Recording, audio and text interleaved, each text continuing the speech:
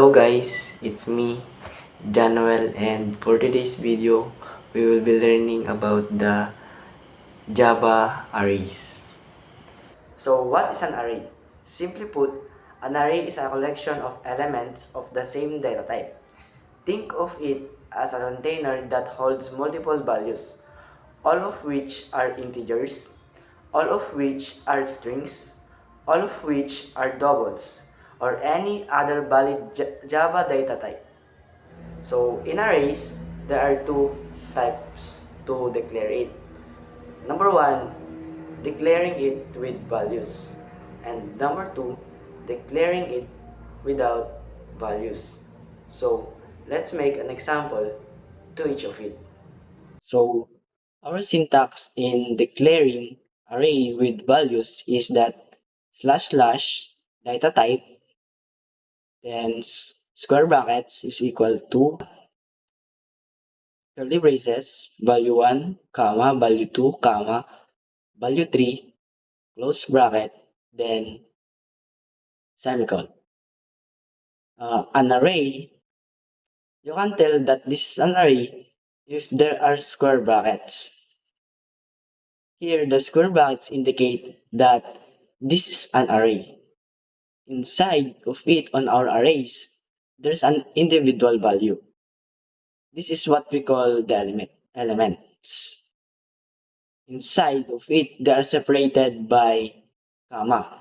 So let's make an example of an array with values.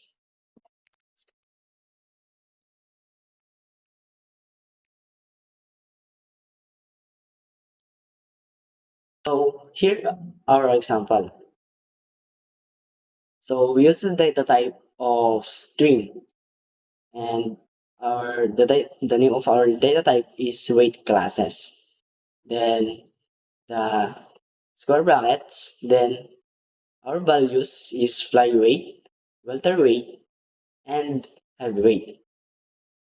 I want to print the welterweight.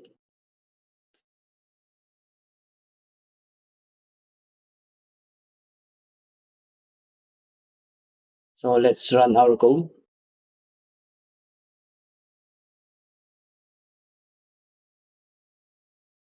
Why is that our output is heavyweight? Because there is what we call index. Index is a number that represents the position in the collection. So if we count in index the values or the elements, we start at 0, 1, and 2. So that's why our output is heavyweight. So that's the array declaring with values. So let's go to the array declaring without values. So here is the syntax of array declaring without values. Slash slash data type identifier, open and close square bracket, is equal to new data type, open and close square bracket, and semicolon. Again, if we want to declare an array, we must have open and close square brackets. Here, if we put the number of data size of our array, only the number you entered will fit to that array. For example, we put 3 as our data type, data size. Only 3 will fit to that array. If your data type you put is string, in the value you put only text. But if your data type is int, you can put numbers or any valid Java data type. So let's make an example of array declaring without values. In my array, I want my array to be the days of the week. So the data type that I will be using is string days of week, open and close square bracket, equals to new string, open and close bracket, like square brackets. In days of the week, in a week, there are 7 days. So our data size is 7. Then semicolon. The next step that we will do is let's assign the names of the days to the array elements.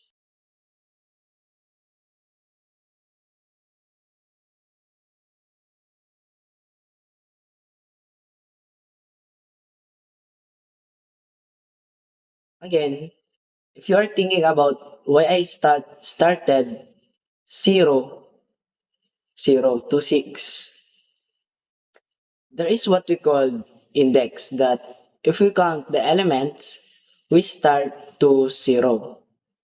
So in the days of the week, I want to print Wednesday. Open and close blocks,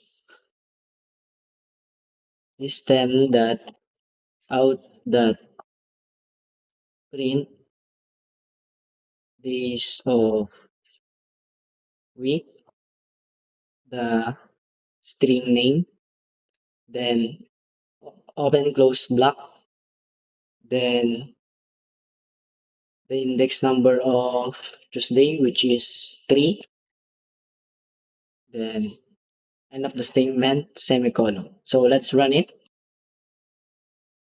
There we go. Our output there, Wednesday. So what if we wanted to print all our elements? So to print all our elements, we will be using for loop. So let's write the word for, then shift. Instead of this parenthesis, we will put the initialization, condition, and the updation. So we'll be using the data type int. Then I is equal to 0. 0, then semicolon, I less than days of week, that length, that length. Then semicolon, our increment plus. The first section, this is the initialization. The second section, the condition. And the third section, it is the updation, which is we use the increment that it adds 1. So system dot out dot print. So our output Sunday, Monday, Tuesday, Wednesday, Thursday, Friday, and Saturday. So that's the examples of Java arrays declaring with values and declaring without values. In conclusion, arrays are important in programming because they allow us to store multiple data values in one structure. An array with values is initialized with specific elements right away, making it ready for use immediately. On the other hand, an array without values is declared with a fixed size but filled later, giving flexibility to assign data when needed. Both types help organize information efficiently and make programs easier to manage and understand. So, that's all. Thank you for watching.